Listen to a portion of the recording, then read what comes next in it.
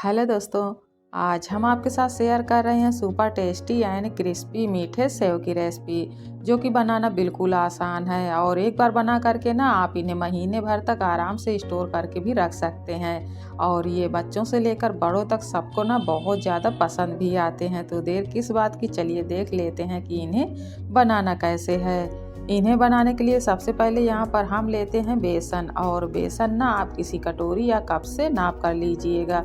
और बेसन को इस्तेमाल करने से पहले छान लेना है। तो यहाँ पर बेसन की क्वांटिटी आप अपनी ज़रूरत के हिसाब से रख सकते हैं।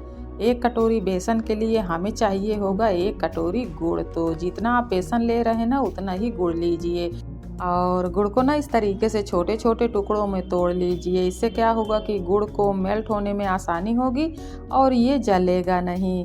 तो अब हम क्या करते हैं, बेसन का डो लगाएंगे। तो यहाँ पर बेसन को आप एक अलग थाली में ट्रांसफ़र कर दीजिए। इसके बाद इसमें ऐड कीजिए एक चुटकी खाने वाला मीठा सोडा। इसके डालने से क्या होगा कि जो हमारी सेव बनेगी ना बिल्कुल खस्ता बनेगी। वैसे अगर आप इसे नहीं डालना चाहें तो स्किप कर दें। और अब इसमें ऐड कर देते हैं एक चम्मच के करीब तेल। तो यहाँ पर आप घी या फिर रिफाइंड तेल का इस्तेमाल कर सकते हैं। और अब सारी चीज़ों को ना एक बार अच्छे से मिक्स कर लेते हैं। तो इसमें आप सरसों के तेल का इस्तेमाल बिल्कुल भी नहीं करिए। और ये देखिए सारी चीज़ें अच्छे से मिक्स हो चुकी हैं। तो अब इसमें हम डालेंगे पानी, थोड़ा थोड़ा करके पानी डालिए और इसका मीडियम सॉफ्ट डो तैयार कर लीजिए। तो पानी इकट्ठे से नहीं डालिए और ध्यान रखिएगा डो सख्त नहीं होना चाहिए। और हमें ना हल्के गुनगुने पानी का इस्तेमाल करना है। अगर आप गर्मियों में इस रेसिपी को बना रहे हैं तो आप नॉर्मल पानी ले सकते हैं, लेकिन अगर सर्दियों में बना रहे हैं ना तो पानी हल्का गुनगुना लीजिए।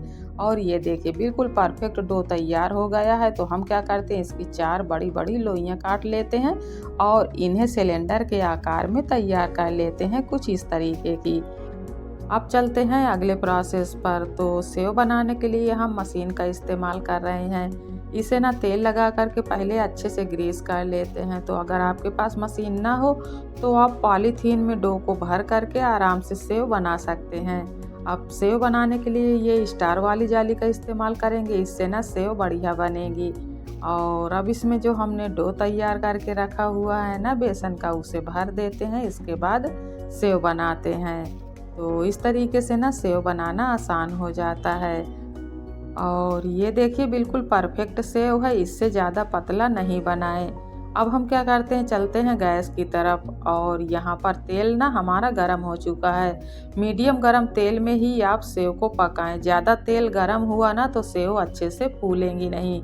और सेव बनाने के लिए आप अगर फ्लैट बॉटम की कढ़ाई या पैन का इस्तेमाल करेंगे तो ज़्यादा बेहतर रहेगा। और अब इस तरीके से आप छोटे छोटे राउंड शेप में इनको बना लीजिएगा तो उलटने पलटने में आसानी रहती है। और एक बार में जितने राउंड आए ना आप उतने ही बनाइएगा। और हाँ, कढ़ाई में ज़्यादा तेल भी नहीं भरिए, सेव आसानी से डूब जाएं, बस इतना ही तेल डालिए। और इनको पकाते वक्त आप गैस की फ्लेम को मीडियम रखिए और मीडियम आंच पर इनको बढ़िया से उलट पलट करके लाइट गोल्डन कलर आने तक सेंक लीजिए। तो इनको पकने में ज़्यादा टाइम नहीं लगता है। और हाँ, अगर आप नमकीन सेव बनाना चाहते हैं तो इसी डो में आप नमक और अजवाइन डाल करके मिक्स कर लीजिए। तो आपके बढ़िया नमकीन सेव बन करके तैयार हो जाएंगे। और ये देखिए एक साइड से इनका कलर थोड़ा सा चेंज हुआ है तो हम इन्हें पलट देते हैं और पलट करके ना दूसरे साइड से भी सेंक लेते हैं।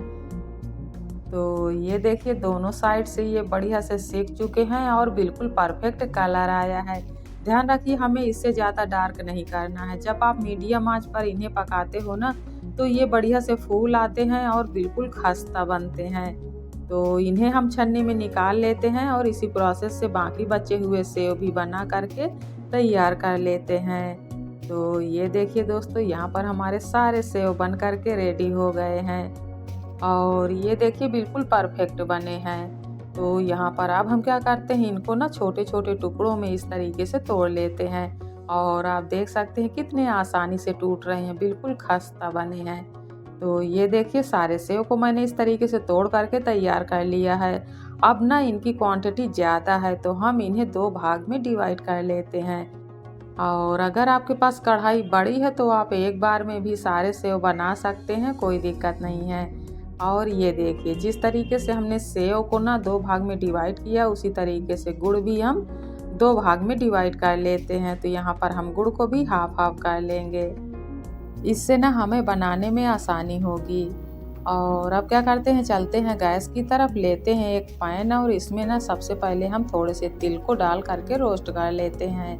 तो मीडियम आंच पर आप इन्हें लगातार चलाते रहिए। और ये देखिए जो तिल है ना, इनका हल्का सा कलर चेंज हुआ है और ये अच्छे से फूल आए हैं। तो अब इन्हें हम रखते हैं साइड में और लेते हैं एक दूसरी कढ़ाई और इसमें डाल देते हैं गुड़।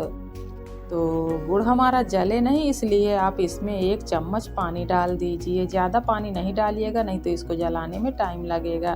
अब आप गैस की फ्लेम को मीडियम रखिए और इसे लगातार चलाते रहिए। तो ये देखिए गुड़ मेल्ट होने लगा है और जब गुड़ अच्छे से मेल्ट हो जाए ना, तो इस स्टेज पर हम ऐड कर देते हैं सेव।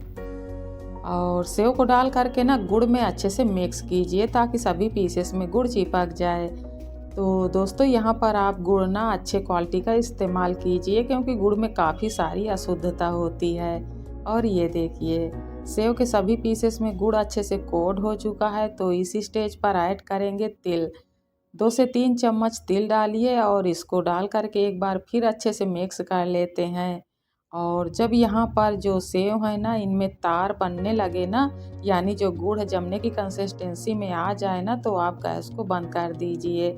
और अब सबसे ज़रूरी पॉइंट ये है कि गैस बंद करने के बाद भी आप इसे लगातार चलाते रहिए, क्योंकि हम इन्हें अगर ऐसे ही छोड़ देते हैं ना, तो ये सब आपस में चिपक जाएंगे और इनका एक गट्ठर बन जाएगा।